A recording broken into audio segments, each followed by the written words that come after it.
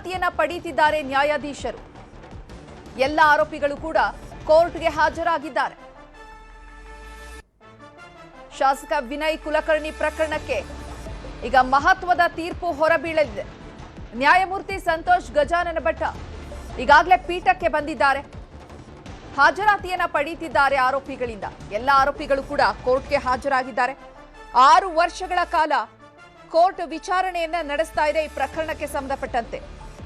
ಇವತ್ತು ಮಹತ್ವದ ತೀರ್ಪು ಹೊರಬೀಳುವಂತಹ ಸಾಧ್ಯತೆ ಇರೋದ್ರಿಂದ ಎಲ್ಲ ಆರೋಪಿಗಳ ಹಾಜರಾತಿಯನ್ನ ಪಡೆಯುತ್ತಿದ್ದಾರೆ ನ್ಯಾಯಾಧೀಶರು.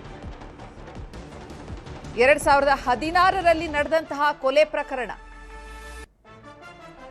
2020ರಲ್ಲಿ ವಿನಯ್ ಕುಲಕರ್ಣಿಯನ್ನ ಸಿಬಿಐ ಬಂಧಿಸಿದ್ರು.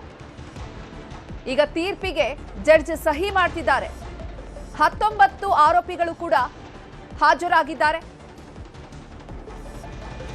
ನ್ಯಾಯಮೂರ್ತಿಗಳು ಪೀಠಕ್ಕೆ ಆಗಮಿಸಿ ಆರೋಪಿಗಳ ಹಾಜರಾತಿಯನ್ನು ಪಡೆದು ಈಗ ಸಹಿ ಮಾಡ್ತಿದ್ದಾರೆ. ಶಾಸಕ ವಿನಯ್ ಕುಲಕರ್ಣಿಗೆ ಕೊಲೆ ಉರುಳಾಗಿ ಪರಿಣಮಿಸಿದೆ. ಯೋಗೇಶ್ ಗೌಡ ಕೊಲೆ ಕೇಸ್ನಲ್ಲಿ ಅಪರಾಧಿಯಾಗಿದ್ದಾರೆ ಶಾಸಕ ವಿನಯ್ ಕುಲಕರ್ಣಿ. ಜನಪ್ರತಿನಿಧಿಗಳ ವಿಶೇಷ ಕೋರ್ಟ್ನಿಂದ ಆದೇಶ ಹೊರಬಿದ್ದಿದೆ. ಶಾಸಕ ವಿನಯ್ ಕುಲಕರ್ಣಿಗೆ ಕೊಲೆ ಉರುಳಾಗಿ ಪರಿಣಮಿಸಿದೆ. 2016ರಲ್ಲಿ ನಡೆದಂತಹ ಯೋಗೇಶ್ ಗೌಡ ಕೊಲೆ ಕೇಸ್ನ ಅಪರಾಧಿಯಾಗಿದ್ದಾರೆ ಶಾಸಕ ವಿನಯ್ ಕುಲಕರ್ಣಿ. ಜನಪ್ರತಿನಿಧಿಗಳ ವಿಶೇಷ ಕೋರ್ಟ್ನಿಂದ ಆದೇಶ ಹೊರಬಿದ್ದಿದೆ. ಕೊಲೆ ಪ್ರಕರಣಕ್ಕೆ ಸಂಬಂಧಪಟ್ಟಂತೆ 113 ಸಾಕ್ಷ್ಯಗಳ ಉಲ್ಲೇಖವನ್ನ ಮಾಡಲಾಗಿದೆ. 21 ಮಂದಿ ಮೇಲೆ ಸಿಬಿಐ ಚಾರ್ಜ್ ಶೀಟ್ ಅನ್ನು ಸಲ್ಲಿಕೆ ಮಾಡಿತ್ತು.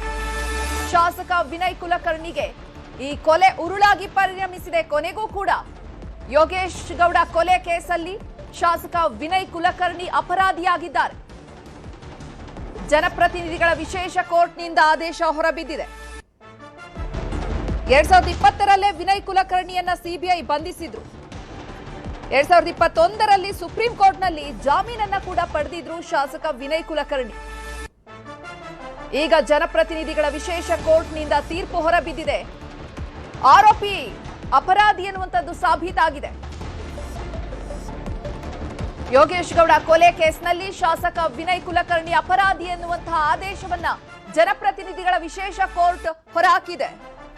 2025 ಜೂನ್ನ ವಿನಯ್ ಕುಲಕರ್ಣಿ ಜಾಮೀನನ್ನ ರದ್ದು ಮಾಡಲಾಗಿತ್ತು. 25ರಲ್ಲಿ 2026 ಫೆಬ್ರವರಿ 27ರಂದು ವಿನಯ್ ಷರತ್ತುಬದ್ಧ ಜಾಮೀನನ್ನ ಪಡೆದಿದ್ರು. ಯೋಗೇಶ್ ಗೌಡ ಕೊಲೆ ಪ್ರಕರಣಕ್ಕೆ ಸಂಬಂಧಪಟ್ಟಂತೆ ಜನಪ್ರತಿನಿಧಿಗಳ ವಿಶೇಷ ಕೋರ್ಟ್ ಆದೇಶವನ್ನ ಹೊರಹಾಕಿದೆ. ಶಾಸಕ ವಿನಯ್ ಕುಲಕರ್ಣಿಗೆ ಕೊಲೆ ಮಾಡಿದಂತಹ ಕೇಸ್ ಏನಿತ್ತು, 2016ರಲ್ಲಿ ನಡೆದಂತಹ ಕೊಲೆ ಕೇಸ್ ಈಗ ಉರುಳಾಗಿ ಪರಿಣಮಿಸಿದೆ. ವಿನಯ್ ದೋಷಿ ಅನ್ನುವಂತಹ ತೀರ್ಪನ್ನ ಕೋರ್ಟ್ ವ್ಯಕ್ತಪಡಿಸಿದೆ.